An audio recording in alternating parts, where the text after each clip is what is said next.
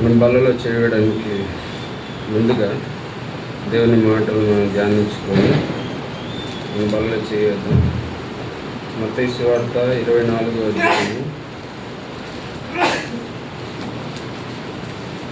14వ వాక్యంను మనము అందరము కలిసి చదువుతాం.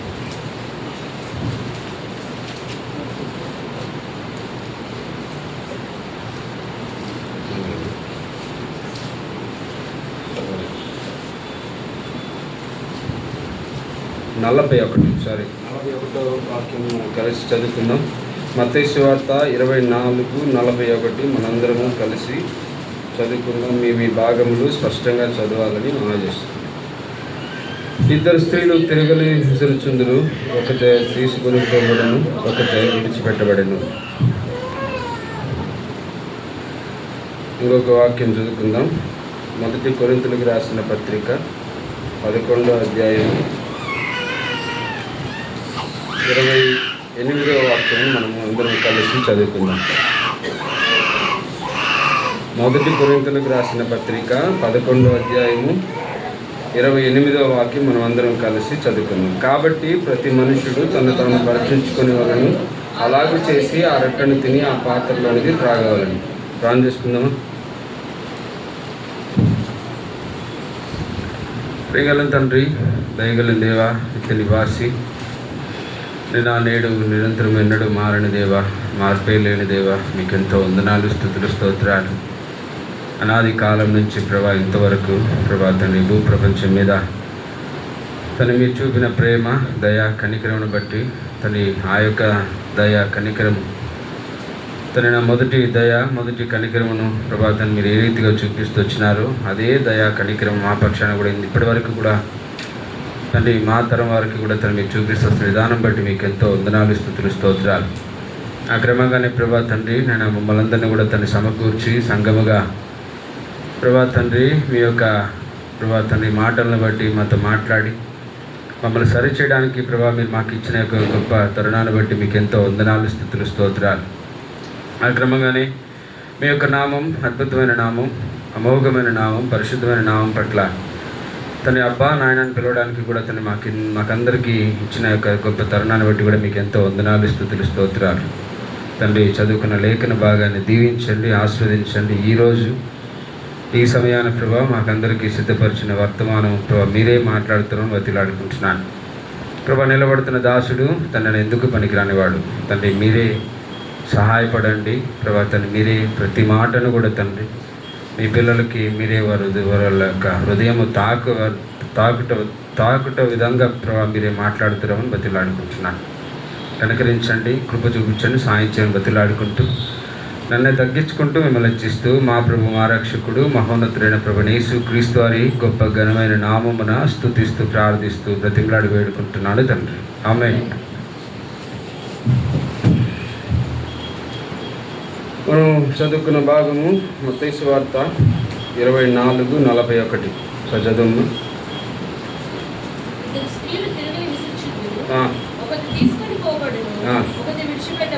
ఒకటి విడిచిపెట్టబడను. ఇద్దరు ఒకే పని చేస్తున్నారు. ఇద్దరు ఏం చేస్తున్నారు? ఒకే పని చేస్తున్నారు. తిరగలి విసురుతూ ఉన్నారు. ఇక్కడ చూసే పని కాన్సెప్ట్ అంతా ఒకటే. కానీ వాళ్ళల్లో ఒకరు మాత్రం కొనిపోబడుతున్నారు, ఇంకొకరు విడిచిపెట్టబడుతున్నారు. ఎందుకు ఈ మార్పు? ఎందుకు విడిచిపెట్టబడుతున్నారు? ఎవరు ఆ స్త్రీలు? మనం చూద్దాం. మత్తయి సువార్త ఆదికాండము 29వ రాసుకొచ్చాను. 29వ అధ్యాయం 16వ వాక్యం. ఆదికాండము 29:16.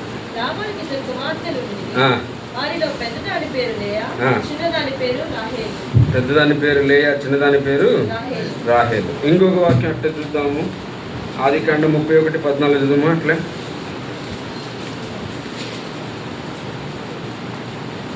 31:14.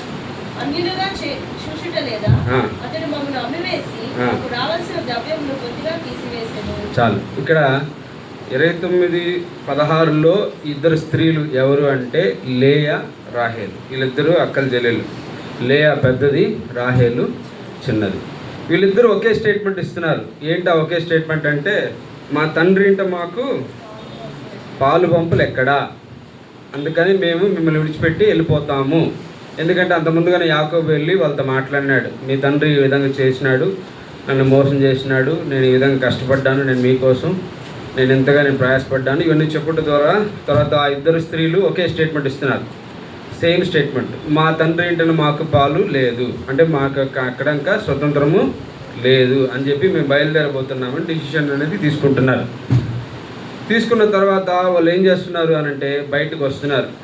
బయటకు వచ్చినప్పుడు ఇక్కడ ఇద్దరు స్త్రీలు కనిపిస్తున్నారు. స్త్రీలు అనగా సంఘముకి గుర్తుగా ఉంది. ఇద్దరు స్త్రీలు అంటే 2 సంఘాలుగా గుర్తుగా ఉంది. ఒక సంఘం ఎత్తబడింది, ఇంకొక సంఘము విడిచిపెట్టబడింది అనమాట. సో ఒక సంఘం ఎత్తబడడానికి కారణం ఏంటి, ఒక సంఘము విడిచిపెట్టబడడానికి కారణం ఏంటి కూడా మనం చూద్దాం. సంఘము ఒక ఎత్తబడే సంఘం ప్రకారంగా చూసుకుంటే లేయా ఎత్తబడుతూ వచ్చింది. అంటే లేయా ఎందుకు ఎత్తబడుతూ వచ్చిందంటే తాను తృణీకరింపబడిన జీవితం, తాను ప్రేమింపబడని జీవితం, తాను ఇష్టపడలేని జీవితం, అంటే తనను ఇష్టపడలేని జీవితం అక్కడ లేయా జీవితం అక్కడ కనిపిస్తుంది మనకు. ఎందుకంటే తండ్రి కూడా తన కూతుర్ని, పెద్ద కుమార్తెను చాలా ఒక విధంగా చూస్తున్నాడు, అంటే తక్కువగా చూస్తున్నాడు. అంటే ఎందుకు అనంటే తాను యొక్క అందంగా లేకపోవడం కారణము, లేకపోతే బైబిల్లో చెప్పబడినట్టుగా ఆమెకు కొంచెం ఏంది, అందము తక్కువగా ఉంది. సో జబ్బు కళ్ళది, అంటే ఆ జబ్బు కళ్ళది అంటే ఇప్పుడు రాహేల్కి మనం చూస్తున్నప్పుడు ఏంటంటే ఆమె అందంగా ఉందని రాయబడింది, ఈమెకు అందము లేదని కొంచెం జబ్బు కళ్ళదిగా ఉందని చెప్పి రాయబడింది. కానీ తెలుగులో మాత్రం ఏముందంటే తెలుగులో జబ్బు కళ్ళదని ఉంది, బట్ తమిళ్లో వచ్చి కూర్చో పార్వై అంటే చూపు వేరే విధంగా ఉందని చెప్పి రాయబడుతుంది. అంటే మెల్లకన్ను కూడా కావచ్చు. సో ఇటువంటిది అనమాట. అంటే మన జబ్బు అనేది తెలుగులో రాయబడింది కానీ బట్ తమిళ ప్రకారం చూసుకుంటే జబ్బు కాదు, అది ఒక మ్యానుఫ్యాక్చరింగ్ డిఫెక్ట్, అంటే దేవుడు మ్యానుఫ్యాక్చరింగ్ డిఫెక్ట్ అనమాట. అలా అది కూడా మనం చూసుకోవచ్చు. సో ఇట్లా లేయా జీవితం అట్లా ఉందన్నమాట. కానీ అట్లుండేటప్పుడు లేయాని మాత్రం ఒక్క మాట కూడా అడగట్లేదు. తన తండ్రి ఏమని అడగట్లేదు అంటే, నువ్వు యాకోబుని పెళ్లి చేసుకుంటావా లేదని అడగట్లేదు. గమ్మున వచ్చినాడు, తన చెల్లెలి కొడుకు వచ్చినాడు. వచ్చిన తర్వాత తన చెల్లెలి కొడుకు ఏం చేసినాడు, 7 సంవత్సరాలు తాను రాహేల కోసం పనిచేస్తే ఈయన మాత్రం ఏం చేసినాడు, లేయని తీసుకుపోయి ఇడిచిపెట్టేస్తున్నాడు, నువ్వు బొమ్మ అనుకోనండి. ఒక మాట కూడా అడగట్లేదు లేయని. ఏమని, అమ్మా నీకు ఇష్టమా, ఈ భర్త నీకు ఇష్టమా, నువ్వు వెళ్తావా అని అడగట్లేదు. ఒకవేళ మనం అనుకుందాం ఏమని, ఆ కాలంలో అడిగేవాళ్ళు కాదేమో అనండి. కానీ అంతకుముందే ఇదే లాబాను యొక్క తండ్రి రెబేకాని అడుగుతాడు. ఏమని అడుగుతాడు చూద్దామా.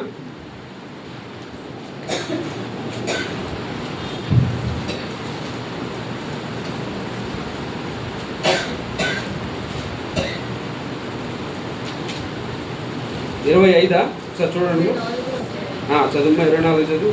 ఆ మాట నువ్వు వెళ్తావా అని అడుగుతాడు ఆయన.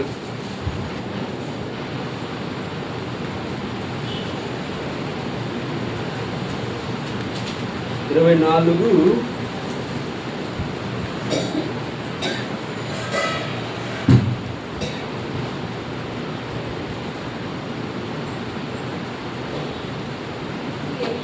చదువు.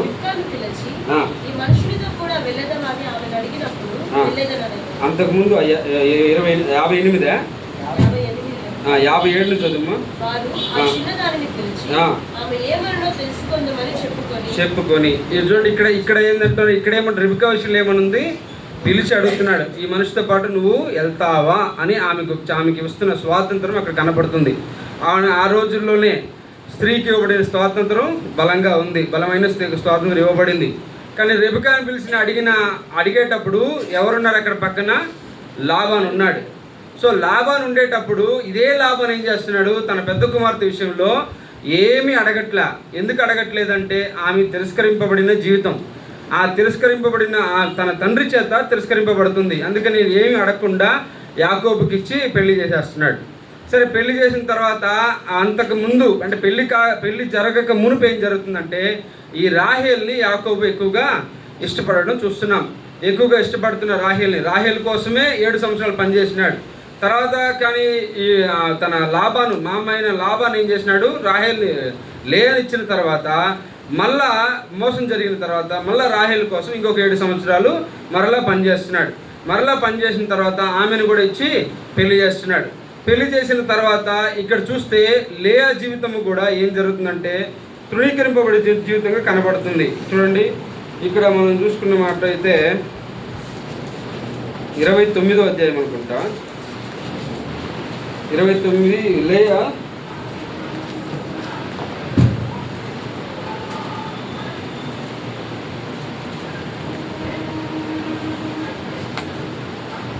ముప్పై కాదండి 29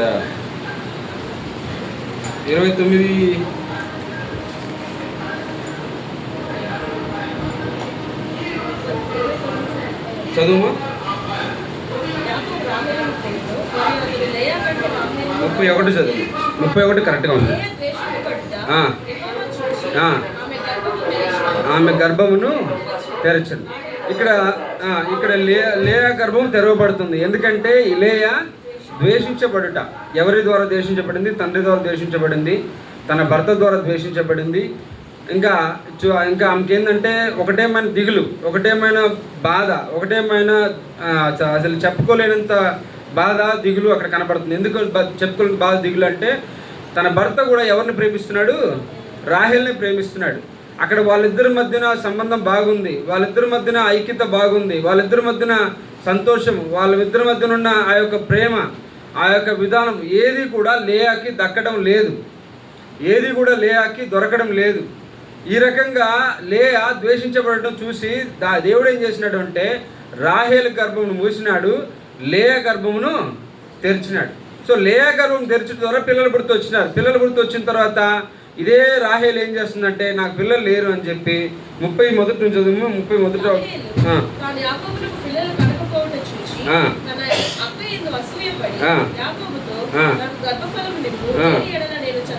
చూడండి, ఎందుకు రాహేల్కి ఏమొస్తుంది? అసూయ కలుగుతుంది. ఎవరి మీద? లేయా మీద అసూయ కలుగుతుంది. ఇక్కడ మన మన మన మన మన వ్యక్తిగత జీవితంలో కూడా మనం ఏం చేస్తామంటే కొన్నిసార్లు దేవుని ఉద్దేశం ఏంటో తెలియక, దేవుని చిత్తం ఏంటో తెలియక, దేవుని యొక్క మన మీద ఆయన పెట్టుకున్న ప్రణాళికలు ఏంటో తెలియక మనం ఏం చేస్తామంటే చాలాసార్లు బయటికి వెళ్ళినప్పుడు కానీ, లేకపోతే కుటుంబీకులతో కానీ, లేకపోతే ఎక్కడైనా సరే మనం ఏం చేస్తామంటే కొన్నిసార్లు మనం కూడా తృణింపబడిన వారంగా ఉంటాం. మనకు కూడా రకరకాల ద్వేషాలు మన మీద కనబడతాయి, రకరకాలుగా నిందలు మన మీద మోపేవారుగా కనబడతారు. కానీ అటువంటి విధానంలో మనం ఏం చేస్తున్నాము అని అంటే మన హృదయంలో ద్వేషాన్ని ఉంచుకొని ఎవరైతే మనకు ద్వేషం చూపించారో, ఎవరైతే మన మీద మనకు బాధ కలిగించారో, ఎవరైతే మనకు రకరకాలుగా ఇబ్బందులు కలిగించారో వాళ్ళని బట్టి మనకు ద్వేషం కానీ హృదయంలోనే పుడుతుంది. ఒకవేళ బయటికి చెప్పకుండా ఉన్నా కానీ, బయటికి మనం నవ్వుకుంటూ ఉన్నా కానీ మన హృదయంలో ఏం చేస్తాం? మనము ద్వేషం కలిగిన వారంగా మనము ఉంటాం. కానీ ద్వేషం కలిగిన వారంగా మనం ఉన్నట్లయితే ఆ రకమైన జీవితము మనల్ని ఎత్తబడే విధానంలో తీసుకెళ్ళదు, దేవుని దగ్గరికి తీసుకెళ్లే విధానంలో కనిపించాం. సో అందుకని ఏం చేస్తుంటే ఆ బాధను, ఆ దిగులును, ఆ కష్టాన్ని అన్నింటినీ కూడా దిగమింగుకొని ఓర్చుకొని తాను ఏం చేస్తూ వచ్చిందంటే తన భర్తతో ఎప్పుడు చూడు తన పిల్లలు పుట్టినప్పుడు కానుంచి, లేదా తన పెళ్ళి అయిన కానుంచి ప్రతి పిల్లోడికి కూడా దేవుడు నాకు సాయం చేశాడు, దేవుడు నాకు తోడున్నాడు, దేవుడిని స్తుతిస్తాను, ఇదే మాటలు చెప్పుకుంటూ వచ్చేది. కానీ రాహేల్ మాత్రము పిల్లలు లేకపోతే నువ్వు నాకు పిల్లని అని చెప్పి అసూయపడి తన భర్త మీద కోప్పడదుగా కనపడుతుంది. కానీ దేవుణ్ణి మాత్రం హత్తుకున్న విధానం లేయా దగ్గర కనపడుతుంది. కావాలంటే మీరు తర్వాత మీరు చదవండి, మనకు సమయం లేదు, ఇది చాలా పెద్ద సబ్జెక్ట్ కాబట్టి నేను మీకు షార్ట్గా చెప్తున్నాను. లేయా ప్రతి బిడ్డ పుట్టేటప్పుడు కూడా దేవుడు నన్ను కరుణించినాడు, దేవుడు నాకు తోడున్నాడు, నేను దేవుని స్తుతించబోతున్నాను, ఇదే మాటలే చెప్తుంది. ఎక్కడ కూడా తృణీకరింపబడిన జీవితము, ద్వేషం అనేది అక్కడ బయటకు చూపించదు. కానీ తన సహోదరు దగ్గర మాట్లాడేటప్పుడు మాత్రం ఏం చేస్తుంటే ఒక్క దగ్గర మాత్రం అంటది. ఏమనంటే అంటదంటే చూద్దామనండి. తన కొడుకు లేయా కొడుకు ఒక పుత్ర వృక్ష ఫలాన్ని తీసుకొస్తాడు. చూడండి ఆ మాట ఎక్కడుందో ఏదమ్మా చదువు. వెళ్ళి పొలంలో పుత్రదాత వృక్షపు పండ్లు చూచి తన తల్లి అయిన లేయాకు తెచ్చి ఇచ్చెను. అప్పుడు రాహేలు, నీ కుమారుని పుత్రదాత వృక్షపు పండ్లలో కొన్ని నాకు దయచేయమని లేయాతో అనగా, ఆమె, నా భర్తను తీసుకుంటే చాలదా, ఇప్పుడు నా కుమారుని పుత్రదాత వృక్షపు పండ్లను తీసుకుందువా అని చెప్పాను. చూడండి, ఇక్కడ ఈ యొక్క వృక్ష ఫలం అంటే ఏంటంటే, ఆ రోజుల్లో ఈ పిల్లలు లేని వాళ్ళు ఈ పండ్లను తింటే పిల్లలు పుడతారు. ఈ పండ్లు చాలా అరుదుగా దొరుకుతాయి చాలా మంది ఆ రోజుల్లో వాళ్ళకి. అందుకని తన కొడుకు, పెద్ద కొడుకు అయిన రూబెన్ పొలంలోకి వెళ్ళినప్పుడు, ఆ కోతకాలం అయినప్పుడు ఈ పండ్లు అక్కడ కనపడినప్పుడు ఈ పండ్లు తీసుకొచ్చి తన తల్లికి ఇస్తాడు రూబెన్. తన తల్లికి ఇచ్చినప్పుడు ఈమె చూస్తుంది. ఈమె చూసి, ఆ పండ్లను నాకు ఇవ్వు, ఆ పండ్లను నాకు ఇస్తే నేనేం చేస్తాను, నా భర్తను ఈరోజు నేను నీ దగ్గరికి పంపుతానని చెప్పి మాట్లాడుతుంది. అప్పుడు అందుకు అప్పుడు ఈ మాటలు అంటుంది, ఎందుకంటే నా భర్తను కూడా తీసుకున్నావు, ఈ పండ్లు కూడా నీకు కావాలని అని చెప్పి అడుగుతుంది. తర్వాత అడిగిన తర్వాత, ఈ పండ్లు నాకు ఇవ్వు, నేను ఈరోజు నా భర్తను నేను నీకు ఇచ్చేస్తానని చెప్పి అని అంటుంది. ఇవన్నీ జరుగుతాయి. ఇక్కడ జరిగినప్పుడు ఇక్కడ పాయింట్ ఏంటంటే, మనం చూసుకున్న పాయింట్ ఏంటంటే, లేయా జీవితంలో ప్రతిదీ కూడా తన జీవితంలో ఏం జరుగుతొచ్చింది, మేలే జరుగుతొచ్చింది. ఒకవేళ తన తండ్రి చేత ద్వేషించబడినా కూడా, తన భర్త చేత ద్వేషించబడినా కూడా, తన సహోదరి చేత ద్వేషించబడినా కూడా, తన జీవితంలో ప్రతిదీ కూడా మేలే జరుగుతూ వచ్చింది. దేవుడు ఆ రీతిగా తన లేయ జీవితాన్ని దీవిస్తూ వచ్చినాడు, ఆశీర్వదిస్తూ వచ్చినాడు, తనని ఎంతగానో తోడుగా ఉంటూ వచ్చినాడు. కానీ రాహేలు దాన్ని గ్రహించలా. రాహేలు తాను ఏం చేస్తూ తను అందగత్యానని ఒకవేళ విర్రవీగిందేమో మనకు తెలియదు కానీ, బట్ నేను అనుకుంటా ఆ రకంగా ఆమె గర్వంతో ఉండుండొచ్చేమో నేను అనుకుంటా. అంటే ఇది నా యొక్క వ్యక్తిగత ఒపీనియన్. ఇది ఆ రకంగా ఉన్నప్పుడు తాను అసూయ పడుతుంది. ఎందుకంటే పిల్లలు లేని విధానం చూసి అక్కడ అసూయ పడుతుంది. అసూయ అనేది మన జీవితంలో ఉండకూడదు. ఎందుకంటే మనకి ఏది అవసరం అనేది మనకన్నా కానీ దేవుడికి మనకు బాగా తెలుసు. ఆ రకంగా మనం ఉండేటప్పుడు ఎదుటి వారికి ఏదైతే కలుగుతుందో, మేలు కలిగినప్పుడు, అది ఏదైనా సరే, అది వాళ్ళ జీవితంలో ఏదైనా సరే, ఒక డబ్బో లేకపోతే ధనమో లేకపోతే ఏదైనా సరే, ఏదైనా ఒకరు దొరికినప్పుడు మనం ఏం చేస్తామంటే, కొన్నిసార్లు మన వ్యక్తిగత జీవితంలో నేనైతే ఖచ్చితంగా చాలాసార్లు నా ఒక ఉద్యోగ రీతిగా నేను, లేకపోతే నా పనిని బట్టి కొన్నిసార్లు ఈ అనుభవంలోకి నేను వెళ్ళున్నాను. నాకు జరగట్లేదే, నాకు దొరకట్లేదే, నేను ఇంత కష్టపడుతున్నానే, నాకు ఇంత బాధపడుతున్నానే, నేను ఇంత ఇబ్బందిలో ఉన్నానే, నాకెందుకు జరగట్లేదు, నాకెందుకు దొరకట్లేదు, నాకెందుకు నేను ఇలా ఉన్నాను, ఇదే అసూయ నాలో కూడా అప్పుడు నేను ఆలోచించేవాడిని. ఈ మాట చదువుకునేటప్పుడు నన్ను నేను పరీక్షించుకోవడానికి జరిగింది అక్కడ. ప్రభా, అవును, నేను చాలాసార్లు ఇదే అసూయలోకి వెళ్ళాను, నేను చాలా కష్టపడుతున్నాను, మరి నాకు జరగట్లేదు, నాకు ఇవన్నీ రావట్లేదు, నాకు ఈ డబ్బులు రావట్లేదు, నాకు ఇంట్లో ఇంత ఇబ్బంది ఉంది, ఇంత కష్టం ఉంది, నేను ఇంత అప్పు కలిగిన వాడిగా ఉన్నాను, ఇది ఏంది ప్రభా, నేను ఎప్పుడు ఎన్ని అప్పులను తీర్చుకోవాలి, నేను ఎప్పుడు ఎన్ని ముందుకు వెళ్ళాలి ప్రభా, ఇది మనం వాళ్ళు చూడు ప్రభా, వాళ్ళకేమో వెంటనే అన్నీ జరిగిపోతున్నాయి, వీళ్ళకేమో అంతా జరిగిపోతుంది, కానీ నాకు సహాయం లేదు, తోడు లేదు, ఎవరు లేదని చెప్పి నేను అప్పుడు కొన్నిసార్లు నేను నా వ్యక్తిగత జీవితం ఆలోచించేవాడిని. కానీ అదే అసూయ, రాహేలుకున్న అసూయ నాకు కూడా కనిపిస్తూ వచ్చింది. కానీ అప్పుడు యాకోబు ఒక మాట అంటాడు, నేను దేవుడినా, పిల్లల్ని నీకు ఇవ్వడానికి నేను దేవుడినా, దేవుడు కదా నీ గర్భాన్ని మూసేసింది, నన్ను అడుగుతావు ఎందుకు అని అంటాడు. అదే రీతిగా అక్కడ ఈ మాట చదివేటప్పుడు కూడా ఆ మాట నాకు కూడా అదే విధంగా అనిపించింది. ఏమని అనిపించింది, అవును కదా, నా జీవితంలో ఉన్న కష్టాలు, బాధలు ఏవైతే ఏమున్నాయో, నాకు ఈ అసూయ కలుగుతుందనంటే నేను పరిశుద్ధంగా లేనేమో, నా జీవితంలో నేను సరిగా లేనేమో, నేను ఇంకా పరిశుద్ధంగా ఉండాలేమో, నేను ఇంకా దేవునికి హత్తుకొని జీవించాలేమో, ఒకవేళ దేవుడు నన్ను ఇంకా మరింతగా దీవించడానికి ముందుగా ఏమన్నా ఈ రకమైన ఇబ్బందులు పెడుతున్నాడేమో అని కూడా నేను సమాధానపరుచుకునే విధానంలోకి వెళ్ళి ప్రభు దగ్గర క్షమాపణ అడగడం జరిగింది. ఆ రకంగా మన ఎత్తబడే జీవితం మనకు కనిపించాలి అని అంటే మన దగ్గర అసూయ ఉండకూడదు. ప్రాముఖ్యంగా మనం ఎవరి మీద కూడా మనం అసూయపడే విధంగా మనం ఉండకూడదు. వాళ్ళకి ఏ రకమైన మేలు జరిగినా సరే, లేకపోతే మనకి ఎవరైనా కీడు చేసిన వాళ్ళకి ఏదైనా కీడు జరిగిందనుకోండి, వెంటనే మనం ఏమంటామంటే, ఆ దేవుడు వాళ్ళకి సరైన నిర్ణయమే, సరైన తీర్పే తీర్చారు అనే కాన్సెప్ట్లోకి మనం వెళ్ళిపోతాం. కానీ అటువంటి కాన్సెప్ట్లోకి మనం వెళ్ళినాము అని అంటే, ఆ రకంగా మనం ఆలోచన చేస్తే మనం ఎత్తబడే గుంపులో మనము ఉండము. ఎందుకనంటే మనం ఇక్కడ లేయా ఒక జీవితం చూసుకుంటే, పాపము ఆమె ఎంత ఇబ్బంది పడి ఉంటుందో, ఎంత కష్టపడి ఉంటుందో. ఒకవేళ పిల్లలు కానీ ఉండొచ్చేమో కానీ కాదనట్లేదు, కానీ తన జీవితంలో ఎప్పుడు చూసినా కానీ ప్రేమ అనేది కనిపించట్లేదు. భర్త ప్రేమ లేదు, తల్లి ప్రేమ, తండ్రి ప్రేమ లేదు. కానీ దాన్ని ఎంతకాడికి కూడా ఏం చేస్తూ వచ్చింది, ద్వేషించబడుతూ వచ్చింది. కానీ ఆమె ఇంత ద్వేషించబడినా కూడా తను ఓర్చుకొని నిలబడింది, తను ఓర్చుకొని ఉన్నది, తను సహించింది, తను చివరిగా తను ఎత్తబడే గుంపులో ఆమె చేరింది. కానీ రాహేల్ ఏం చేసిందంటే ఇక్కడ అసూయపడింది. అసూయపడడం మాత్రమే కాదు, కానీ ఆ యొక్క మనస్తత్వం ఏంటంటే పెరుక్కునే మనస్తత్వం. అంటే నేను పెద్ద గొప్ప, నేను పెద్ద విధానము, నేను పెద్ద, నాకు అన్నీ ఉన్నాయి, నాకన్నా జ్ఞానం తక్కువ, నాకన్నా వీళ్ళకి ఇది తక్కువ, వీళ్ళకి అది తక్కువ, నేనే పెద్ద గొప్ప, నాకు ఇది కావాలా, నాకు అది కావాలా, నేను గొప్పదాన్ని కదా, గొప్పది నాకు దొరకాలి కదా, నాకెందుకు దొరకట్లేదు. ఈ రకంగా ఏం చేసిందంటే రాహేలు అసూయపడుతూ వచ్చింది. ఈ రకంగా అసూయపడడం మాత్రమే కాదు, కానీ ఇంకొక పని చేసింది రాహేలు. చూద్దాం రండి, ఇదే 31:19 చూద్దాం రండి. ఆదికాండము.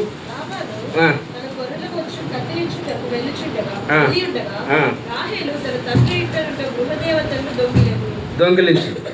ఇప్పుడు రాహేల్ ఏం చేసిందంటే దొంగగా మారింది. ఎక్కడ ఏంది దొంగగా మారిందంటే తన తండ్రి దగ్గర ఉన్న విగ్రహాలను దొంగిలించుకొని తీసుకొచ్చుకొని తన దగ్గర పెట్టుకున్నది.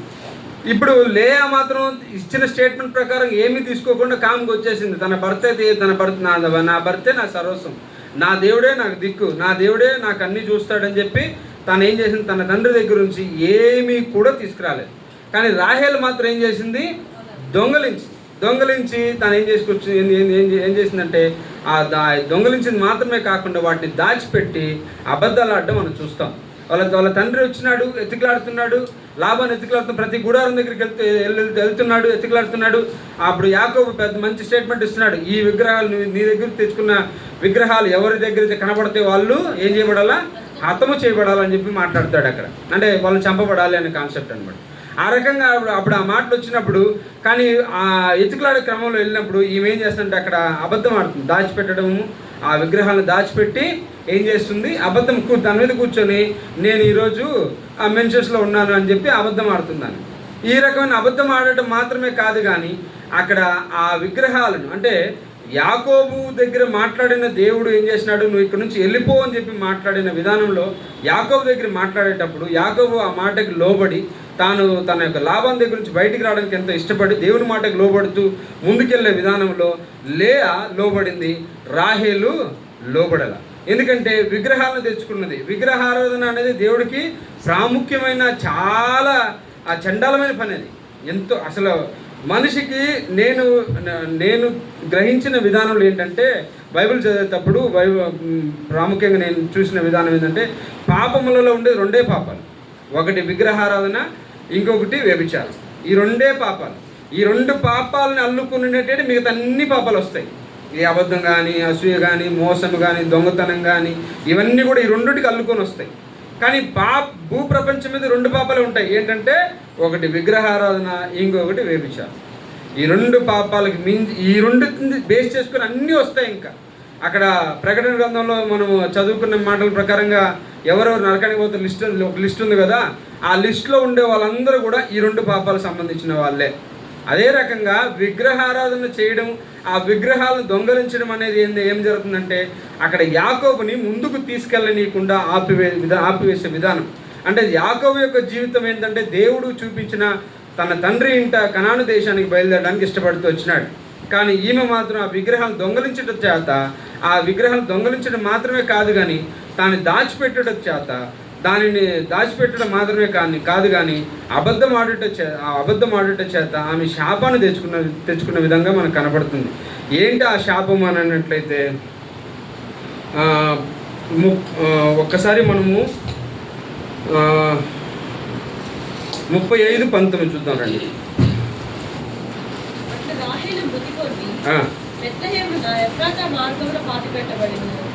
రాహేలు మృతి పొంది ఎక్కడ పాతి పెట్టబడింది? ఈ మాట బాగా గుర్తుపెట్టుకోండి. బెత్లెహేము మార్గమున ఎఫ్రాతాకి బెత్లెహేముకి మధ్యన ఏం చేసింది, మీ పాతి పెట్టబడుతుంది. సో ఇక్కడ ఏం జరిగింది, ఆమె చనిపోయింది. కానీ చనిపోక ముందు మనం ఈ యొక్క క్వాలిటీస్ ప్రకారంగా మనం చూసుకుంటే తాను ఏం చేసిందంటే ఫస్ట్ అసూయపడింది. పిల్లల కోసం అసూయపడడం మాత్రమే కాదు కానీ ఇంకొక తప్పు చేసింది. ఏంటి ఆ తప్పు అంటే తన యొక్క పని మనిషిని తన భర్తకిచ్చి ఆ పుట్టిన బిడ్డ ఎవరంటే దాను గోత్రికుడు పుడతాడు. ఈ దాను గోత్రము మీరు కావాలంటే ప్రకటన గ్రంథంలో చూడండి, ఈ గోత్రమే కనిపించదు, ఈ గోత్రమే లేదు. ఈ దాను గోత్రం గురించి అబ్రహాం కాదు యాకోబు అప్పుడే ఒక మాట అంటాడు. ఏమని అంటాడంటే 49వ అధ్యాయం ఆదికాండము 49.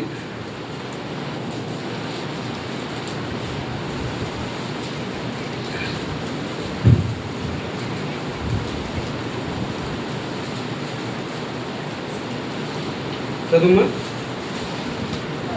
దాను ఇశ్రాయేలు గోత్రికుల వలె తన ప్రజలకు న్యాయము తీర్చును. దాను త్రోవలో సర్పముగాను దారిలో కట్లపాముగాను ఉండును. అది గుర్రపు బడిమెల ఖర్చును, అందువలన ఎక్కువ వెనుకకు పడను. ఈ దాను గోత్రికుడు ఏంటంటే గుర్రం ఎక్కే వాళ్ళని ఏం చేసిన గుర్రం కాళ్ళను పోయి కరిచేవాడు. అందువలన గుర్రం ఆ కాలుని కరిచేటప్పుడు ఆ గుర్రం ఏం చేస్తుంది, రెక్కేస్తుంది. ఆ రెక్కేయడం వలన కూర్చున్న మనిషి ఏమవుతాడు, కింద దోయబడతాడు, కింద పడిపోతాడు. అంటే అర్థం ఏంటంటే ఈ దాను గోత్రం చేసే పని ఏంటంటే ముందుకు సాగనీయకుండా వెనక్కి లాగే రకం. అంటే పాపముకు పాపమునకు ఇక్కడ విధానం, అక్కడ పాపము యొక్క విధానం మనకి ఇక్కడ కనిపిస్తుంది. అంటే దాను గోత్రము ఎలాంటిదంటే ఇలాంటిదంట. అది యాకోబు ఇక్కడ మాట్లాడుతున్న మాట. ఈ దాను గోత్రము 12 గోత్రాలలో మనకి ప్రకటన గ్రంథంలో కనిపిస్తున్న 12 గోత్రములలో దాను గోత్రం కనిపించదు. ఎందుకంటే ఆ దాను గోత్రం నశించిపోతుంది. ఎందుకు నశించిపోతుంది అంటే తాను అసూయపడటం ద్వారా, తాను కోపగించడం ద్వారా, తాను గర్వము ద్వారా, తాను ఎంతగానో తాను ఒక దేవునికి అయిష్టమైన కార్యముల ద్వారా రాహేలు ఫస్ట్గా తన ఆ బిడ్డని పొందుకున్నదనమాట. అంటే దీన్ని ఎలా మనం తీసుకోవాలనుకుంటే దేవుడు మనకి ఏదైతే అవసరమో మనకి ఇస్తాడు. నేను కాదని నేను చెప్పను. అది ఏదైతే మనకు కావాలనో, అది ఒకవేళ ఇల్లు కావాలన్నా, చదువు కావాలన్నా, లేకపోతే ధనము కావాలన్నా, లేకపోతే వాటర్ ఇట్స్ మేబీ ఏది కావాలన్నా మనకి ఇస్తాడు. కానీ దానికి సమయం అనేది ఒకటి ఉంటుంది, దానికి సందర్భం అనేది ఒకటి ఉంటుంది. అది మన సందర్భము కాదు, అది మన సమయము కాదు. అది ఎవరి సందర్భము, ఎవరి సమయము అంటే దేవుని సమయం. ఆయన సొంత సమయంలో ఆయన మనకి ఇస్తాడు. ఆయన సొంత విధానంలో దేవుడు మనకి ఇస్తాడు. కానీ దేవుడు ఇప్పుడు ఇంకా మనకి ఎగ్జాంపుల్గా మనం చూసుకుంటే దావీదు మహారాజు జీవితం ఏంటంటే దేవుడు దావీదు మహారాజుని రాజుగా అభిషేకించేస్తాడు. కానీ దావీదు మహారాజు రాజు సీట్లో కూర్చోవడానికి చాలా కష్టపడ్డాడు. చాలా రకాలుగా తాను ఇబ్బందులకు గురవుతూ వచ్చినాడు సౌలు ద్వారా. కానీ వెంటనే దావీదు ఒకవేళ అనుకొని ఉన్నట్లయితే దేవుడు నన్ను అభిషేకించేశాడు, నేను రాజును, నేను వెళ్ళిపోయి సౌలాను పక్కకు జరుగు, నేను కూర్చుంటాను, ఇది నా సీటు, దేవుడు నాకు ఇచ్చాడని చెప్తే దావీదు అక్కడ ఏమైపోతాడు, అక్కడ చంపివేయబడతాడు. ఎందుకంటే అక్కడ ఉండేది అధికారులు ఎవరు ఉండేది, సౌలు ఉండేది. అదేవిధంగా మనము కూడా మనకి ఏదైతే అవసరం ఉన్నదో, మనకి ఏదైతే కావాలనో దాన్ని మనము వెయిట్ చేసి దేవుని దగ్గర అడిగి తీసుకోవడం అనేది న్యాయం, అది కరెక్ట్, అది మనకెంతో ఆశీర్వాదం. కానీ ఒకవేళ అలాంటి విధంగా కాకుండా ఇది నాకు అవసరం ఉంది, కానీ దేవుడు నాకు ఇస్తానని చెప్పాడు, వాగ్దానాలు ఉన్నాయి, కానీ ఎలా ఇస్తాడు, ఎలా తీసుకోవాలనేదే కాన్సెప్ట్. ఎలా ఇస్తాడు, ఎలా తీసుకోవాలనేది మనం వెయిట్ చేసి ప్రభు దగ్గర మనం కరెక్ట్గా ఆయన చెప్తున్న మార్గం ప్రకారంగా వెళ్ళి మనం తీసుకున్నట్లయితే అది ఆశీర్వాదం, అది ఎంతగానో మనకి సంతోషకరం. కానీ మనం వెయిట్ చేసే విధానం మన దగ్గర లేదు. మనము వెయిట్ చేయం, మనం ఓర్చుకోం, మనం సహించం, మనము ఇది వస్తుంది అని మనం ఎదురు చూస్తామే. కానీ ఆ ఎదురు చూసే విధానంలో కొన్నిసార్లు మనం డైవర్ట్ అయిపోయి మనం ఏం చేస్తామంటే మన వ్యక్తిగత కుటుంబ సంఘ జీవితంలో మనం దాన్ని తెచ్చుకోవడానికి ప్రయాసపడతాం.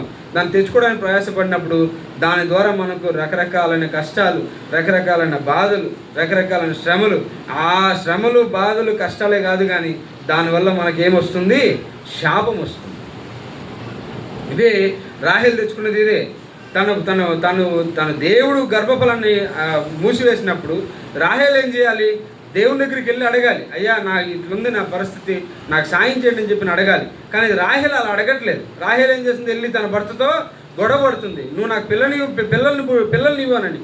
అది కరెక్ట్ అయిన పద్ధతి కాదు. ఎందుకంటే దేవుడు గర్భఫలాన్ని మూసివేసినప్పుడు దేవుని దగ్గరికి వెళ్ళి, ప్రభా నువ్వు గర్భఫలాన్ని మూసేసినారు, నాకు సాయం చేయండి చెప్పి నేను అడగడం న్యాయం. అదే కదా హన్నా చేస్తూ వచ్చింది. తన పిల్లలు లేనప్పుడు ఆమె ఏం చేసింది, మందిరంలో వెళ్ళి ఏడ్చి ప్రార్థన చేస్తూ వచ్చింది. కానీ ఈమె మాత్రం ఏం చేసింది, అది చేయట్లా. ఓపికగా ఉండి ప్రార్థనతో కూడిన, దేవునితో సహవాసంతో కూడిన ఆ యొక్క ఫలాన్ని ఏదైతే ఉన్నదో మనం పొందుకోవాలని ఇష్టపడట్లేదు. కానీ తాను జీవితంలో ఏం చేస్తూ వచ్చింది, తాను ముందుగానే నా అక్కకు మాత్రం పిల్లలు వరుసగా పట్టిపోతుంటే, ఎందుకంటే ఈమె అందగత్య, ఎందుకంటే ఈమె మంచి సౌందర్యం, ఆమెకన్నా సౌందర్యవంతురాలు, ఆమెకన్నా మంచి జ్ఞానవంతురాలు, ఆమెకన్నా బాగుండే ఆమెకన్నా ఎక్కువగా ప్రేమింపబడిన ఆమెకన్నా నన్ను ఎక్కువగా ఇష్టపడే వాళ్ళు ఉన్నారు.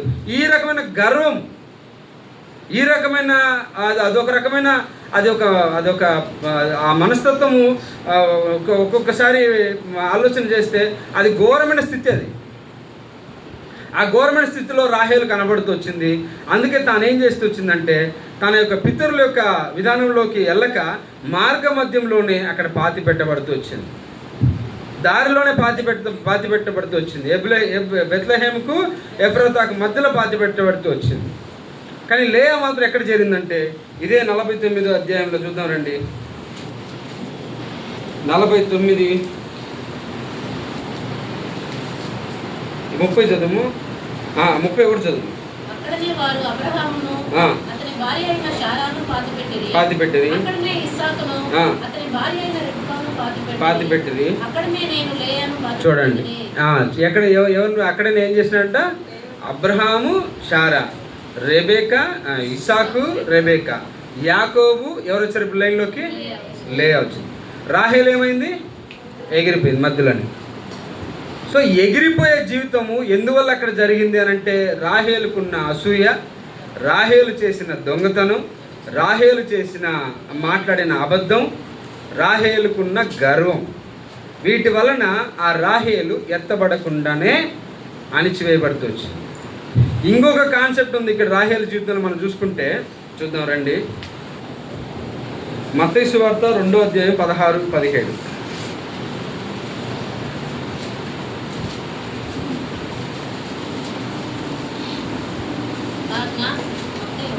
మత్తయి 2వ అధ్యాయం 16-17.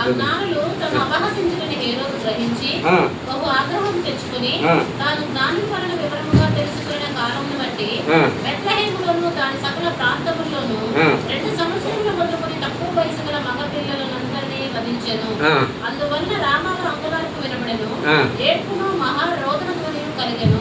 రాహేలు తన పిల్లల విషయమై ఏడ్చుచు వారు లేనందున ఓదార్పు పొందనొల్లకై ఉండెను. చాలు. ఇక్కడ రాహేలు ఏడుస్తుంది. దేనికోసం ఏడుస్తుంది ఎవరన్నా చెప్పగలరా? అక్కడ రాహేలు విడవబడుతూ వచ్చింది. కానీ రాహేలు మళ్ళీ మత్తయి సువార్తలోకి వచ్చింది. దేనికి వచ్చింది? ఇక్కడ రాహేలు ఎందుకు ఏడుస్తుంది? ఎవరైనా చెప్పండి, పర్లేదు. నేను చెప్తా. ఇప్పుడు ఈ మత్తయి సువార్త కాలంలో, అంటే మత్తయి సువార్త రాసే కాలంలో చూసుకుంటే ఇశ్రాయేలు రాజ్యాంగం 2గా చీల్చబడింది. ఎప్పుడు చీల్చబడింది అంటే సొలొమోను తర్వాత 2 రాజులు ఏర్పడ్డారు. ఫస్ట్ 10 గోత్రాలు కింద యూదా గోత్రం, బెన్యామీను గోత్రం, 2 గోత్రాలు. ఈ 2 గోత్రాలు చీల్చబడిన తర్వాత పై 10 గోత్రాలు మత్తయి సువార్త కాలంలో లేవు. ఆ 10 గోత్రాలు అంతా వెళ్ళిపోయినా మొత్తం కలిసి కూడా అంతా కూడా యూదులు, బెన్యామీలు, ఈ 2 గోత్రాలు మాత్రమే కనిపించాయి. ఒకవేళ ఉందో లేదో తీసి అది నా ఒపీనియన్ ప్రకారం చెప్తున్నాను. బట్ ఆ కాలంలో నేను అనుకున్న ప్రకారంగా యేసుక్రీస్తు సమయంతో మాట్లాడినాడు కాబట్టి 10 రాజ్యాలు ఉండొచ్చేమో, నాకు తెలియదు. అంటే నా ఆలోచన బట్టి నేను చెప్తున్నాను. ఒకవేళ మన సౌత్ వరకు చూసుకుందాం. సౌత్లో మాత్రం ఏంటంటే అప్పుడు యూదులు, బెన్యామీలు మాత్రమే ఉన్నారు. యూదా గోత్రము, బెన్యామీను గోత్రం మాత్రమే ఉన్నది.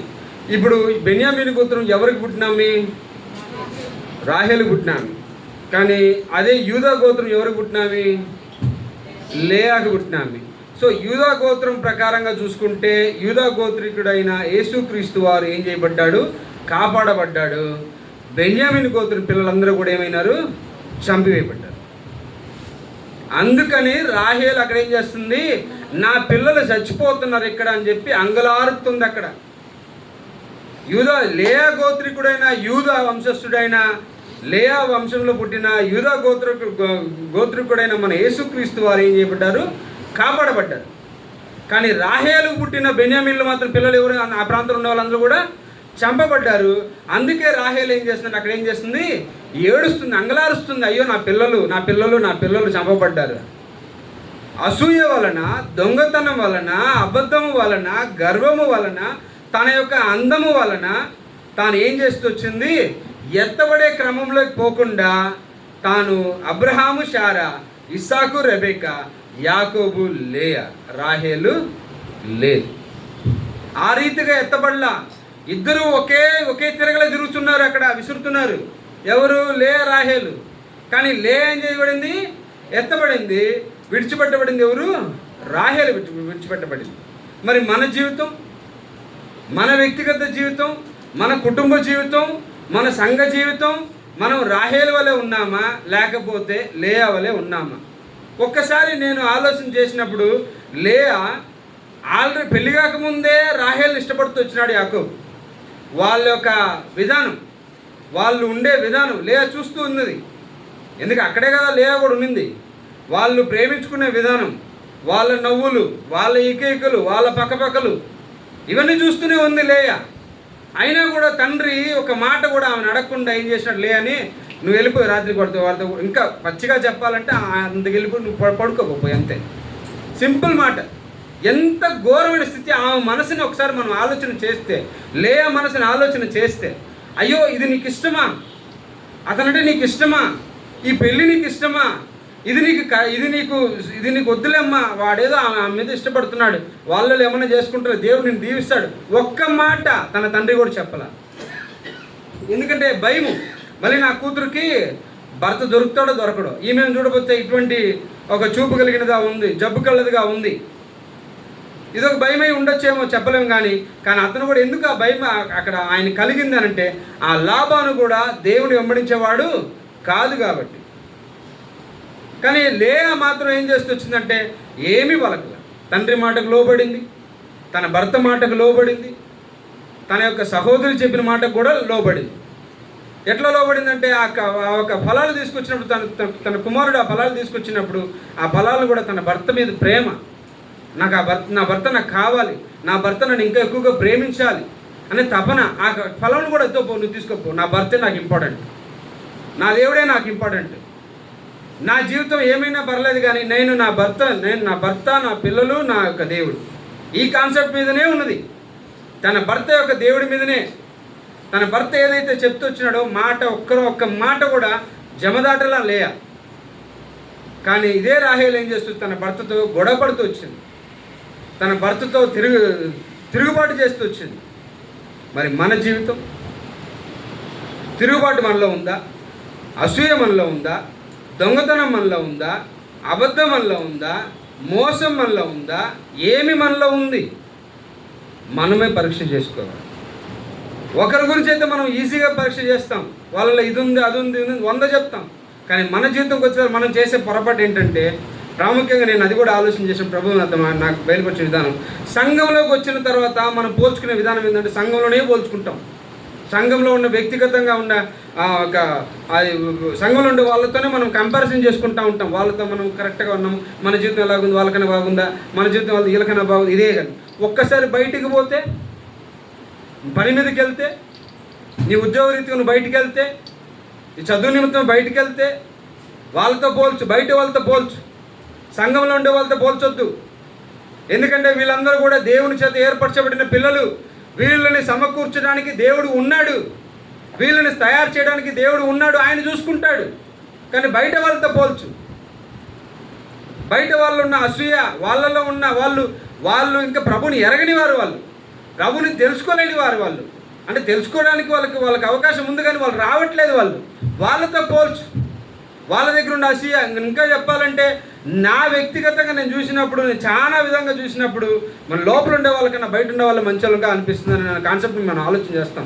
అది కూడా నేను ఆలోచన చేశాను చాలాసార్లు. కానీ ప్రభు అంటాడంటే లోపల ఉండే వాళ్ళ గురించి ఆలోచన చేయొద్దు, అది నా రక్తము చేత నేను కొనబడిన సంఘం, అది నేను చూసుకుంటాను, నా అధికారం అది.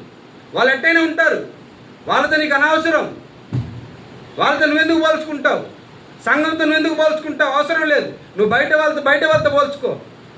నీకన్నా వాళ్ళే మేలేమో చూడు బాగా, నీకన్నా వాళ్ళు నీతిగా మాట్లాడే వాళ్ళే న్యాయంగా మాట్లాడే వాళ్ళు చాలామంది ఉన్నారు బయట. మరి నీ నీతి ఏది, నీ న్యాయం ఏది? ఇది ప్రభువు నాకు తెలియవచ్చిన మాట. అట్లనే మనము ఈ రకంగా మనం పోల్చుకుంటాం, సంఘంతో పోల్చుకుంటాం, భక్సింగర్ సావాసంతో పోల్చుకుంటాం, ఇంకొక వేరే మినిస్ట్రీస్తో మనం పోల్చుకుంటాం. రకరకాలైన వాళ్ళు ఎవరు ఏమంటారు దాన్ని, సంఘాలు ఉన్నాయి, రకరకాల సంఘాలు ఉన్నాయి కదా, దాన్ని ఏదో అంటారు, డినామినేషన్స్. వాళ్ళతో మనం పోల్చుకుంటాం, వాళ్ళకన్నా మనం గ్రేట్, మన బతుకంతా ఇదే. ప్రభువుని ఎరిగిన ప్రతి ఒక్కరితోనే పోలిక, వాళ్ళతో పోలిక కాదు. మన పోలిక ఎవరితో అంటే దేవునితో. దేవుడిలాగా మనం ఉన్న యేసుక్రీస్తు వారి జీవితం మనం జీవించి చూపించి వెళ్ళిపోయినాడు. ఆ జీవితం ఆయన ఎత్తబడిన జీవితం అయింది, ఆయన కొనిపోబడిన జీవితం అయింది. అందుకే ఆయన ఆనాడు హేరోదు 2 సంవత్సరాల పిల్లల్ని చంపేటప్పుడు కూడా దేవుడు ఆయన్ని కాపాడుతూ వచ్చినాడు. లేని జ్ఞాపకం చేసుకున్నాడు. మరి రాహేల్ని జ్ఞాపకం చేసుకోకుండా విడిచిపెట్టినాడు కాబట్టి ఆ ప్రాంతంలో ఉన్న 2 సంవత్సరాల పిల్లలందరూ కూడా చంపబడ్డారు. అక్కడ ఆ సమాధి చూడండి, మత్తయి సువార్త 2వ అధ్యాయము 14 చదువు. ఒకసారి 14-15 చదువు. అప్పుడు అతడు రాత్రివేళ శిశువు తల్లిని తోడుకుని ఐగుప్తునకు వెళ్ళి, ఐగుప్తులో నుండి నా కుమారుని పిలిచితిని, ప్రవక్త ద్వారా ప్రభువు సెలవిచ్చిన మాట నెరవేర్చబడినట్లు హేరోదు మరణం వరకు అక్కడ నుండెను. ఇక్కడ ఇంకొక మాట చూస్తామండి.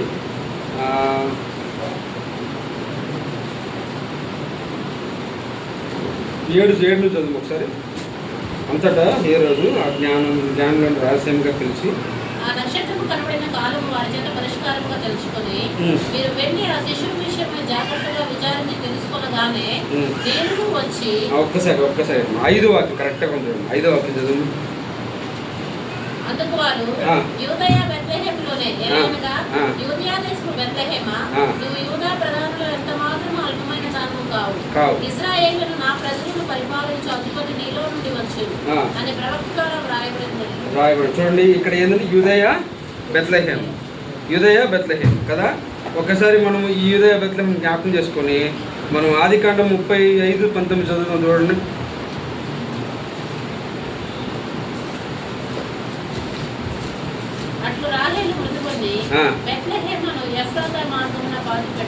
చూడండి, యూదయ ప్రాంతం అంటే ఎఫ్రాతా ప్రాంతం 2 అంతా ఒకటే. బెత్లెహేం మార్గం అన్నా యూదయ ప్రాంతం అన్నా ఎఫ్రాతా ప్రాంతం అన్నా 2 ఒకటే. ఈ మార్గమున అక్కడ ఆమె ఏం చేయబడింది? ఆమె సమాధి అక్కడ ఉంది. ఆమె అక్కడ పాతి పెట్టబడింది. అదే అక్కడనే బెత్లెహేములోనే యేసుక్రీస్తు వారు జన్మిస్తూ వచ్చి అక్కడ లేయా వంశంలో పుట్టిన అక్కడ యేసుక్రీస్తు వారు కాపాడబడుతూ వచ్చినాడు. బెన్యామీను వంశంలో పుట్టిన చిన్నపిల్లలందరూ కూడా ఆ ప్రాంతంలో అందరూ కూడా చంపబడ్డారు. అందుకే రాహేలు అంగలార్పుతూ ఏడుస్తూ తన పిల్లల కోసము దుఃఖిస్తూ, నా పిల్లలు నా సంతతి చంపబడుతున్నారు, కానీ లేయా సంతతి ఏం చేయబడింది? బ్రతికించబడింది. మరి మనం బ్రతికించే క్రమంలో మనం ఉన్నామా, లేకపోతే చంపబడే క్రమంలో మనం ఉన్నామా? ఎందుకంటే మనము ఈరోజు మనం బ్రతికింపబడే విధానంలోకి రావాలనే మన యొక్క మోటివ్, మన యొక్క సిద్ధాంతం అదే, మన యొక్క ఎదురుచూపు అదే. మనం బ్రతికింపబడిన వారము అని మనం గర్వంగా బయట చెప్పుకుంటాం, కాదనట్లే. కానీ నిజంగానే మనం బ్రతికింపబడుతున్నామా, లేకపోతే మనల్ని మనము చంపుకుంటున్నాము? ప్రభు మనల్ని ఆనాడు ఆ యొక్క బెన్యామీను పిల్లల్ని చంపడం మనం అది వేరే కాన్సెప్టు, అది దాంట్లోకి మనం పోవద్దు. కాకపోతే ఏంటంటే అక్కడ పిల్లలు చంపడం విధానం చూస్తే మనకు ఎంతగానో దుఃఖకరం, ఎంతగానో బాధకరం. ఎందుకంటే ఈమె చేసిన ఆ యొక్క అసూయ వల్ల, ఈమె చేసిన ఆ క్రియల వల్ల తన వంశస్థులైన పిల్లలు ఏం చేసింది అక్కడ పోగొట్టుకున్నది. మరి లేయా మాత్రం లోబడిన విధానం, లేయా మాత్రం తాను ఎంతగానో పడిన కష్టం, ఎంతగానో పడిన దుఃఖము, ఎంతగానో పడిన బాధ, ఎన్ని ఏడ్చుంటుందో, ఎన్ని కళ్ళనీళ్ళు గార్చుంటుందో పాపం, ఎంతగా బాధపడుంటుందో పాపం, ఎంతగా తాను ఎంతకాడికి సరేలే పోనీలే జరలే, నా భర్త నా దగ్గరికి వస్తాడు, భర్త నన్ను ప్రేమిస్తాడు, ఎదురుచూపు. తన భర్త మాట ఎక్కడ కూడా జమదాట్లేదు. తన భర్త జీవితానికి ఆయన ఏదైతే బాట నడుచుకుంటూ వెళ్తున్నాడో అదే అడుగులో అడుగు పెట్టుకుంటూ ఆమె వెళ్తూ వచ్చింది. ఎక్కడ కూడా జమదాట్లేదు, ఎక్కడ కూడా అడుగు తప్పలేదు. నా భర్త ఏం చెప్తాడు అదే ఇంటూ వచ్చింది. అదే ప్రకారంగా ముందుకు వెళ్తూ వచ్చింది లేయా. కానీ రాహేల్ ఏంటంటే అడుగు దాటి పక్కకి వెళ్ళిపోయింది. పక్కకి వెళ్ళడం మాత్రమే కాదు, కానీ తన వంశస్థులైన ఎక్కడో మత్తయి సువార్తలో ఉన్న బెన్యామీను గోత్రుల పిల్లల్ని ఏం చేసి వచ్చింది? కాపాడుకోలేకపోయింది. మనం చేసే పొరపాట్లు, మనం చేసే తప్పిదాలు అవుతాయి. తప్పిదాలు పాపములు అవుతాయి. పొరపాట్లు ఉండేటప్పుడు మనం సరి చేసుకోవచ్చు, తప్పిదాలలో ఉన్నప్పుడు కూడా మనం సరి చేసుకోవచ్చు. కానీ పాపములను సరిచేయడం అంటే మన వల్ల కాదు. క్షమాపణ అడిగి మనం ప్రభు దగ్గర మనం పొందుకోవచ్చు, కాదనట్లా. కానీ పాపాలు సరిచేయాలి అని అంటే ప్రభువుకి కొంచెం టైం కావాలి. ఎందుకంటే మరలా ఆయన ఏం చేయాలంటే ఆ రక్తాన్ని మరలా ఆయన ఏం చేయాలి? మరలా చిమ్మాలి, మన మీద చిమ్మి మనల్ని మనం ఏం చేయాలా? కడుక్కోవాలి. అక్కడ ప్రోక్షించాలి, ఆ రక్తం ప్రోక్షించాలి. కానీ సరిచేయబడడానికి, పాపములో నుంచి సరిచేయబడడానికి చాలా టైం తీసుకుంటుంది. కానీ ఈ లోపల ఆ పాపం సరిచేయబడడానికి ముందుగానే మనం మరలా ఏం చేస్తామంటే, నా పాపం క్షమించబడ్డాయి, దేవుడి వాక్యం ద్వారా నాతో మాట్లాడాడని చెప్పి మనము ధీమాలోకి వెళ్ళిపోయి మరలా మనం ఏం చేస్తాం, ఇంకొక పాపమును చేస్తాం. ఇట్లా మనం ఇంకొక పాపం చేసేటప్పుడు ఏమవుతుందంటే, మరలా ఆయన వెళ్ళి మరలా ఆయన దగ్గర మరలా క్షమాపణ అడిగి మరలా రక్తం ప్రోక్షించడానికి ఇదే పని, రక్తం ప్రోక్షించేదే పని. మరి లేయా మాత్రం ఎప్పుడు కూడా రక్తాన్ని అంటే ఆ కాన్సెప్ట్లోకి రాలా. ఏమి చెప్పిందో అదే విన్నది. అసలు ఎంతగా లోబడిందంటే తన భర్తకి చాలా బాగా లోబడింది, తన భర్తను చాలా ప్రేమించింది, తన భర్త అడుగుజాడలో బాగా నడిచింది. తన భర్త ఈరోజు మనం సంఘంగా, వధువు సంఘంగా మనం ఉన్నాము. మన భర్త అడుగుజాడలో మనం నడుస్తున్నామా? మన భర్త చెప్పిన మాటల ప్రకారంగా మనం ఉంటున్నామా? మన భర్త ఇంక నీ యొక్క తల్లిదండ్రులు ఇల్లు వద్దు, నీ తండ్రి ఇంటి వద్దు. ఎవరు మన తండ్రి? ఎవరు? ఇంతకుముందు సాతానుడు, అబద్ధానికి మోసానికి వాడు అబద్ధానికి మోసానికి జనకుడు వాడే మన తండ్రి. కానీ మన భర్త మనల్ని పెళ్లి చేసుకోవడానికి సిద్ధపడి మనం పిలుచుకొచ్చిన తర్వాత, లేదు నా తండ్రి ఇచ్చిన విగ్రహాలు అక్కడ ఉన్నాయి, కొన్ని తెచ్చుకుంటా పోయి అని చెప్పి దొంగతనం చేస్తున్నామేమో. మరలా ఆ విగ్రహాలను తెచ్చుకొని దాచిపెట్టుకొని నాలో ఏమీ లేదు, నా దగ్గర అన్నీ అంతా పర్ఫెక్ట్. గుర్తుపెట్టుకుందాం, మనం ఎత్తబడాలి అంటే శోధకుడు మన దగ్గరికి వచ్చి శోధిస్తాడు. గుర్తుపెట్టుకో, దేవుడు మనల్ని శోధించడం అనేది, దేవుడు మన దగ్గర ఎత్తుకులాడడం అనేది తీసి పక్కన పెడితే, ఈడొచ్చి ముందు ఎత్తుకులాడతాడు. నాది నీ దగ్గర ఏదో ఉంది చూపి ఫస్ట్ బయటకని. అందుకే మత్తయి సువార్తలో ఒక మాట ఉంది. ఏమంటుందంటే, తమిళ్లో భలే ఉంటుంది, ఒక కాసం కొడుతూ చెప్తాను నా మాట, తెలుగు రాదు, చదువు తెలిస్తే చెప్పు. పిచ్చుకులు కాదమ్మా, ₹1 కూడా మీరు ఇచ్చి బయలుదేరి ఇక్కడి నుంచి మీరు అని అంటాడు మా దగ్గర. నేను చెప్తాను, నేను తమిళ చెప్తాను.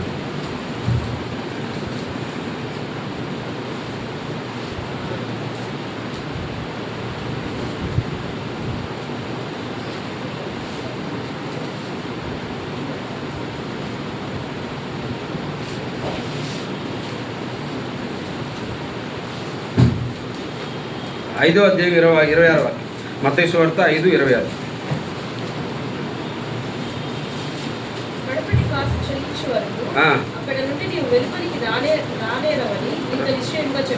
ఇక్కడ ఏంటంటే, కడపటి కాసు వరకు నువ్వు చెల్లించే వరకు అక్కడ నుంచి నువ్వు బయలుదేరావు. దీని అర్థం ఏం తెలుసా? నువ్వు ఏదైతే ఈ లోకంలో ఏదైతే నువ్వు ముడిపడి ఉందో, అది అప్పు కావచ్చు, లేకపోతే ఏదైనా పాపం కావచ్చు, ఏదైనా సరే, అది మన చూపుతో చూసిన పాపం వలనైనా అవచ్చు, ఆలోచనతో చేసిన పాపం వలనైనా అవచ్చు, లేకపోతే what ever it is maybe, పాపం అనేది ఏదైనా పాపమే కాబట్టి ఏదైనా సరే, దానికి సంబంధించిన పాపానికి సంబంధించిన పూర్తిగా నివృత్తి చేయబడకపోతే, అంటే ఇంకా మనకు అర్థమయ్యే భాష నేను మీకు చెప్తాను. ఇప్పుడు నేను అప్పు తీసుకున్నాను, ఒకరి దగ్గర నేను అప్పు తీసుకున్నాను. ఈ అప్పు తీసుకున్న తర్వాత నేను ఇప్పుడు ₹1,00,000 తీసుకుందాను అనుకుందాం. నేను 50,000 ఇచ్చా, లేకపోతే 70,000 ఇచ్చా. నేను ఇంకా రెడీ అయిపోతాను, దేవుడు నన్ను తీసుకుంటాడంటే తీసుకోడు. ₹1 ఉన్నా సరే ఏం చేయాలి? పూర్తిగా చెల్లించితేనే నువ్వు ఇక్కడి నుంచి బయలుదేరుతావు. ఎక్కడికి? పరలోక రాజ్యానికి. లేకపోతే ఇక్కడే మిగిలిపోతావు. ఇది దాని అర్థం. తెలుగులో మళ్ళీ ఒకసారి చదువున్నాను, బాగుంది. కడపటి కాసు అంటే చివరి రూపాయి వరకు నువ్వు చెల్లించాలి, కంపల్సరీగా నువ్వు చెల్లించాలి. ఇక్కడ చివరి రూపాయి వరకు, చివరి కాసు వరకు, కడపటి కాసు వరకు నువ్వు ఇక్కడేం చేయాలా? అది చెల్లిస్తే నువ్వు బయలుదేరుతావు, లేకపోతే బయలుదేరవు, ఇక్కడనే మిగిలిపోతావు. మరి మనం చెల్లించడానికి సిద్ధపడాలి, అదే రకంగా సిద్ధపడాలి మనం. అయ్యా నాలో ఏదో సంథింగ్ ఉంది, ఇవన్నీ కూడా చెల్లించుకొని రావాలి. పూర్తిగా కంప్లీట్గా ఈ లోకంతో సంబంధం లేకుండా నేనేం చేయాలా? పూర్తిగా ఏమి లేకుండా, ఈ లోకంతో సంబంధం లేకుండా, సావాసం లేకుండా, కానీ ఈ లోకంలోనే జీవించాలి. సంబంధం లేకుండా జీవించాలా, సావాసం లేకుండా జీవించాలా, కానీ ఎక్కడ జీవించాలా? ఈ లోకంలోనే జీవించాలా. ఇది ఈ కాన్సెప్ట్ చూస్తే సేమ్ అంటే యేసుక్రీస్తు కనిపిస్తారు. ఆయన జీవితం, ఆయన పుట్టుక, ఆయన చివరి ఎత్తబడే విధానం అన్నీ కూడా ఈ లోకంతో ఆయన ఎక్కడ. అందుకే అంటాడు, ఆయన ఏమంటాడు? శత్రువు నా దగ్గరికి వస్తున్నాడు, వాడి దగ్గర వాడు ఎత్తుకులాట నా దగ్గర ఏమీ లేదు. మీ దగ్గర ఉన్నదేమో చూసుకుంది అని అంటాడు. సో వాడు మన దగ్గరికి వచ్చి ఎత్తుకులాడతాడు, వాడే వస్తాడు ఎత్తుకులాడతాడు మన దగ్గర. ఏముంది నీ దగ్గర? నాది ఏదో ఉంది నీ దగ్గర, రా. అదే లాభం చేసింది అక్కడ. ఎత్తుకులాడింది ఈమెమే తీసుకొచ్చుకున్నది, తన విగ్రహాలను, తన తండ్రి ఇంటి విగ్రహాలను తీసుకొచ్చుకున్నది. లాభం ఏం చేస్తాడు? వెనకాలలో పరిగెత్తాడు, నా విగ్రహం ఇచ్చిపోరా నువ్వు ముందని. అదే రకంగా సాతానుడు మన దగ్గర మనమిటి పరిగెత్తి, సాంసన్న నువ్వు పల దగ్గర మోసం చేసి ఆ మోసానికి ఫస్ట్ సమాధానం చెప్పి పోరా అంటాడు. ఎత్తబడే గుంపు మనం తయారవ్వాలి అని అంటే సాతానుడికి సంబంధించింది ఏది కూడా మన దగ్గర ఉండకూడదు. అది ఏది ఉండకూడదు. దేవునికి సంబంధించింది మాత్రం మనం ఉండాలి. లేయా తన తండ్రి ఇంటిది ఏమీ కూడా తీసుకురాలే. తన భర్త ఏం వద్దన్నాడు, లేచి పదండి అన్నాడు. రెడీ పా, కట్టుబట్టంత పా, బయటి పా, రెడీ, నేను రెడీ. ఎందుకంటే తన భర్తను ప్రేమించింది. యేసుక్రీస్తు వారు కూడా తన సంఘం తీసుకెళ్ళేటప్పుడు రామ్మ వచ్చేసే అని అన్నప్పుడు రెడీ నాన్న, నేను రెడీ, పాదం పా, అయ్యే పదండి నేను వచ్చేస్తా.